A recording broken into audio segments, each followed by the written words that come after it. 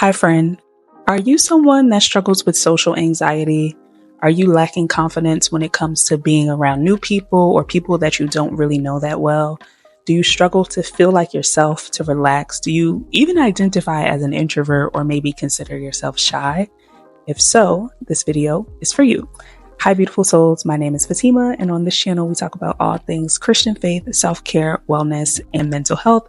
And I'm so glad that you decided to stop by my channel. If you are returning, make sure you click that little bell to turn on your notifications. If you are new, make sure you click that subscribe button, okay? And hit the bell also. We're going to get right into this video. I'm really excited to talk about this topic. I'm going to be sharing some tips to help you move out of the space of feeling shy and uncomfortable and really socially anxious and transforming into the person, the woman, the man that God is calling you to be. Okay, so this is a topic that is near and dear to my heart. If you have been following me on YouTube for a while, you know that I have made a lot of content over the years about being an introvert. It was something that I wore proudly. It was a badge that I carried. I would scream from the mountaintops, I'm an introvert, right? And when I was much younger, I will find some clips of videos to show you all because they're actually very sweet and endearing. Like I talked different. I was like very like, oh, like look at the growth, you know? But I was someone that really struggled with social anxiety. And I noticed last year, I think it was last year or the year before that, I actually made a podcast. I have a podcast if you guys don't know. And I said out loud that I was no longer identifying myself as an introvert. And the reason being is because this goes into my first tip.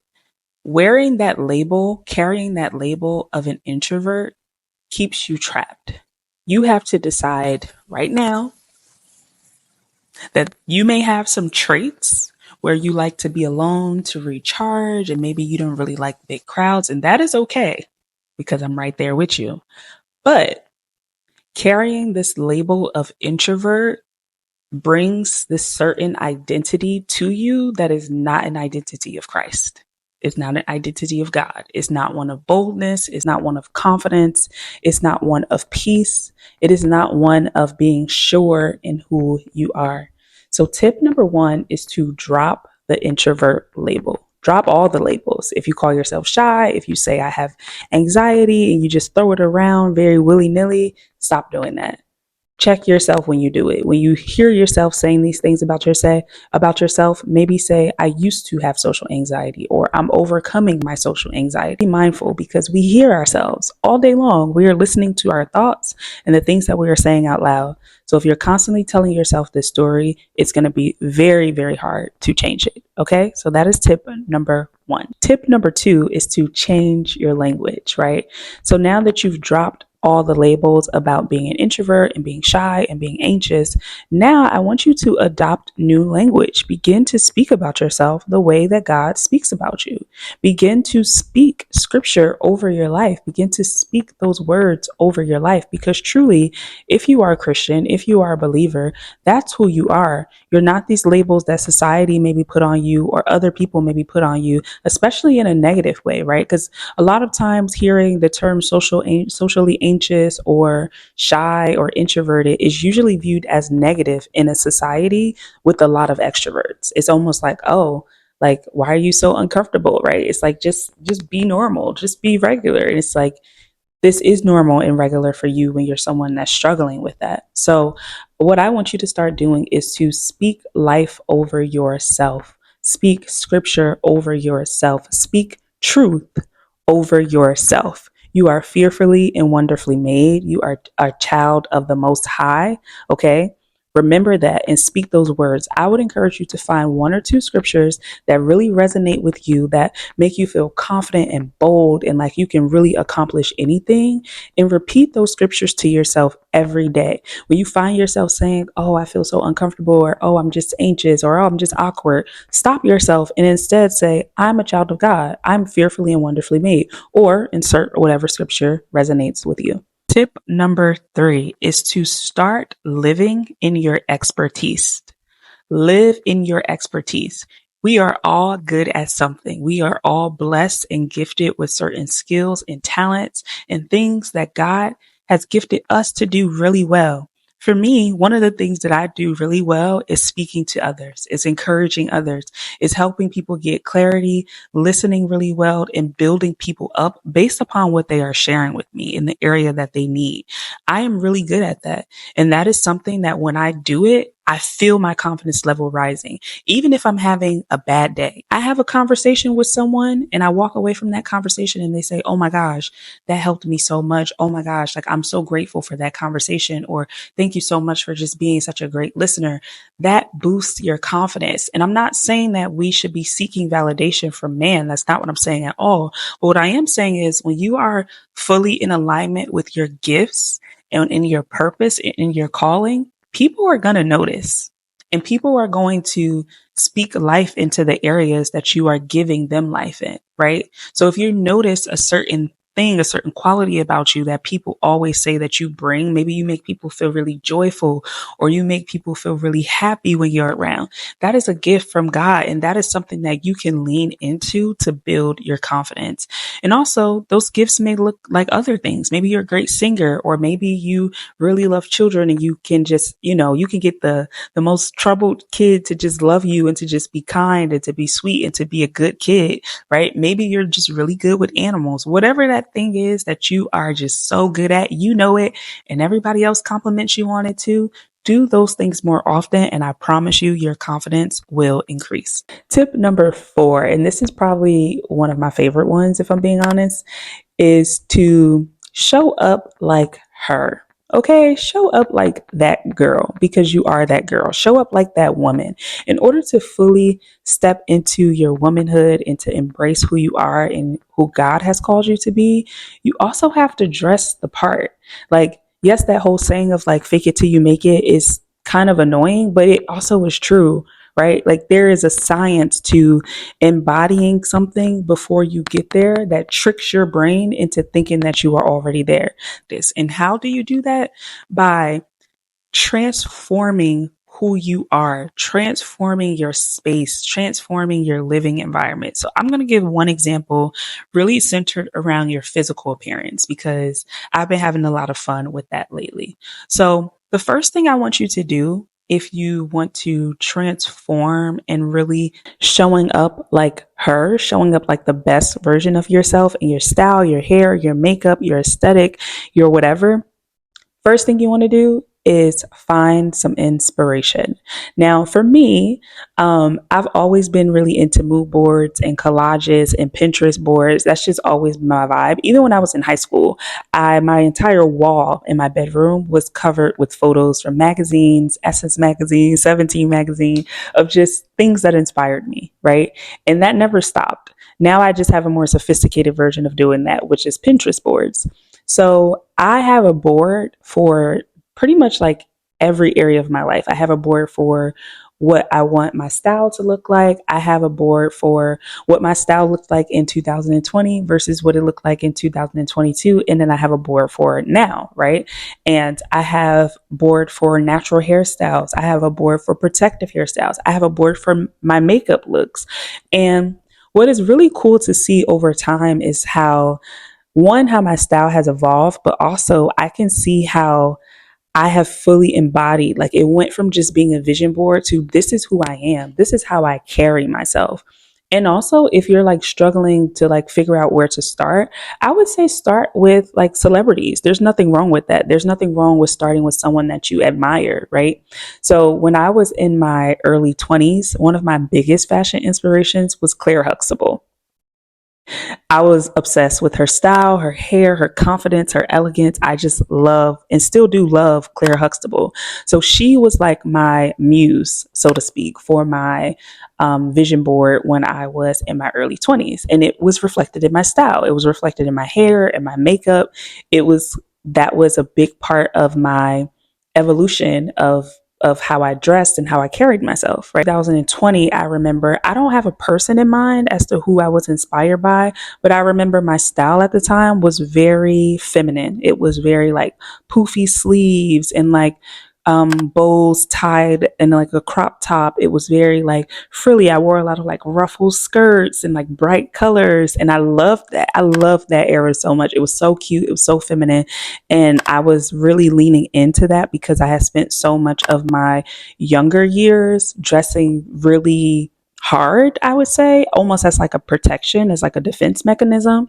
And once I finally got to that stage where I felt really comfortable and confident in my body, I was like, you know what? I actually want to like show a little more skin. I want to wear things that are more feminine and girly and like cutesy, and I had never dressed like that before. So it was really cool to see that go from vision board to reality.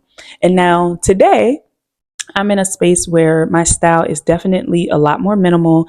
I'm sure you've noticed I wear a lot of black now. It really always has been, especially when I worked and lived in New York City. Like, I loved a black turtleneck. I always loved the red lip and red nails. That's just like signature me. Um, but it was something about this season of my life where black doesn't feel dark and heavy and businessy and like New York vibe. It feels confident and bold and sexy, but also elegant and classy. And that's just the stage that I'm in right now. Like, I just love how I look with a full black look from head to toe. Even the decor in my apartment is shifting from that like boho frilly, very girly look of 2020. And I still have some elements of it that I'm swapping out because it doesn't make sense now anymore. But I can just see the transition. And that is just so beautiful to me, to see the growth and to see the transformation. So right now, I would say one of my like style muses is actually, I noticed this the other day because I saw a post on Instagram. It's a fictional character from the show. What's that 50 Cent show? Raising Kanan. The mom on that show, I think her name is Rochelle, maybe. She's so fly. And granted, the show is supposed to be set in like the 90s, I think.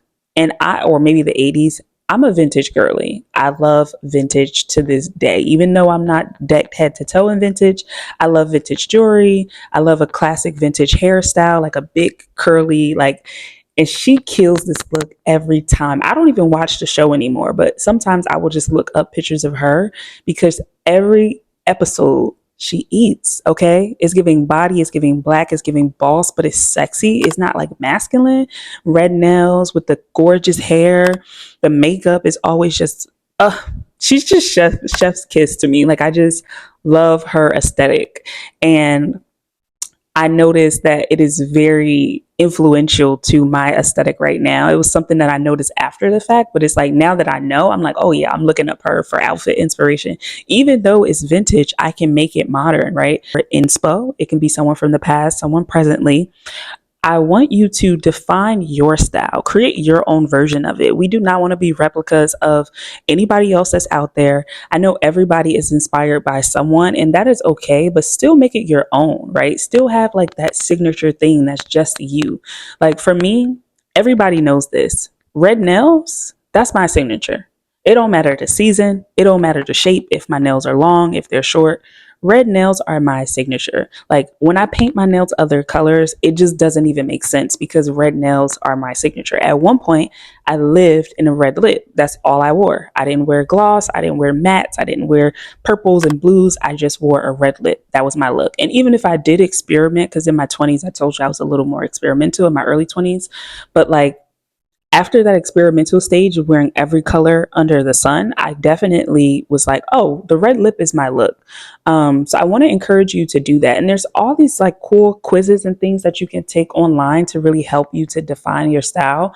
One of the quizzes that I took that really helped me is called Seduction Archetypes. I know that there are like these 13 different archetypes. And the one that I got after doing my little quiz was called the Goddess. And the icon for it is Sade. Come on now. It's Sade. Like, granted, Sade has her own look, right? But that's what I mean about make it your own. So I didn't just start wearing sleek, low buns and low ponytails and just hoop earrings, but I always loved a hoop earring. I love a sleek pulled back long braid, right? I love a long braid. But what I noticed was with Sade, her silhouettes, I noticed that she wore a lot of high necklines. She wore a lot of sleeveless, maybe some backless. It was always classy, always sexy, but always tasteful. And that is the energy that I personally have been embodying. So I would encourage you to find your style muses and get inspired by them by going on Pinterest, looking up photos of them, and creating this whole vibe that matches with who you are, but pulls elements from the things that really speak to you. Another way that you can tap into this is with music. Create a playlist that embodies this season of your life, that embodies this version of this woman that you are becoming, one that is confident and bold and whatever other words that really speak to you in this season. Create a playlist. I have a playlist right now in this season that speaks to me. I also had one in 2020 that it was called Feminine Energy, and it was so cute and playful, and it was the exact vibe of how I was carrying myself then. So playlists are also a great way to get some inspiration as well. And the last thing that you want to do in regards to your style, create a capsule wardrobe. This has changed the game for me because I would say even up until last year, I always felt like I only had outfits for special occasions. I felt like if I was going somewhere that I had to get dressed up, I had outfits for, but if it was just day to day life, I always felt like I was struggling to put together an outfit that I felt confident in and really reflected my style. So what I did was I built a capsule wardrobe. Now, I'm not a person that has a lot of clothes. I don't like a lot of clutter and mess, so I keep it very simple. But with the capsule wardrobe, the key is to buy pieces that complement each other. So things that can be mixed and matched. You should not have these random pieces that you can only wear once with certain outfits, or you can, right? I'm not saying you can't, but if you're building a capsule wardrobe and you want something simple and something that will be very easy to work with, I would suggest not going for the crazy patterns and colors unless they all work together, right? Like they're all in the same color family. But I'm going to keep it really simple and share an example with my wardrobe. So the main colors in my wardrobe are black, obviously, white, and like creams, and then I have a lot of browns. And because so many of my clothes are in that color spectrum, it's so easy for me to just pull out a top, pull out a pair of pants, put it together, pull out a bodysuit, pull out a skirt, put it together. And it's like, also a big element of it is buying pieces that you like in different colors. So this dress, for example, I have two dresses that look exactly like this. They're cut the exact same way because this cut is flattering on me. But this one has like a little scrunch in the middle and the other one is just plain and it's a different material. I have turtlenecks in different colors and some are crop and some are long. Some are, I don't think I have any short sleeve turtlenecks, but I could do short sleeve, right? I also have, sleeveless turtlenecks. So you could do that. Or if you find a pair of jeans that are really flattering on you, get them in black, get them in gray, white, maybe brown, blue, different shades of blue. Same thing with my shoes. I love a pointy toe. I have two pointy toe boots, one in brown, one in black, kind of different styles, but it creates the same effect. So what happens when you do that is it becomes so easy to get dressed because you know that everything is going to look good together. It doesn't require a lot of thought anymore or hours getting dressed and constantly changing your outfit because okay, these pieces are going to work together. Same thing with your accessories, your bags, your shoes, pieces. I think having pieces that just complement each other and work well together is the key. And then lastly, your makeup. Figure out what makeup look works for you. If you are someone that wears makeup, if you're not, maybe it's just your brows. Get your brow routine together. Get your nail routine together. You can get those small routines together and not worry about makeup. Get your skincare together. That could be a huge part of it. But something that I have recently done over the last few months is I have really been investing in better makeup and better tools and also my time. I will sit and watch makeup tutorials of people who I look at their makeup and I'm like, oh, I love how her makeup looks. And I will practice the different techniques. I'll try out some of the products that they recommend. And I've noticed that it makes a huge difference in how I look and also in how I carry myself and my confidence level. So I know that was a lot around the style section, but I really wanted to spend some time on that because that is such a huge part of feeling confident. If you look good, you will feel good. If you look good, you will walk into a room with confidence. In anything, the most important key that you need to remember outside of the makeup, the clothes, the hair, all of that stuff. That's the fun, cute stuff that is like fun to talk about. But I think at the root of it, what you need to remember is that confidence comes through God. If you are not tapped in to God, if you are not tapped into the source, you can have all these things and still not feel confident. So I want to encourage you to focus on building your relationship with God as the root. If you're watching this video, you probably already know that. But if you're new and you're like, where do I start? I have a whole playlist, girl, with tons of videos about building your faith, building your relationship with God. And I'll be sure to link that somewhere above or in the description box. So thank you for watching. I hope you enjoyed this. I feel like I've been talking for forever, but I really, really enjoy talking about this topic. So I will see you in the next video.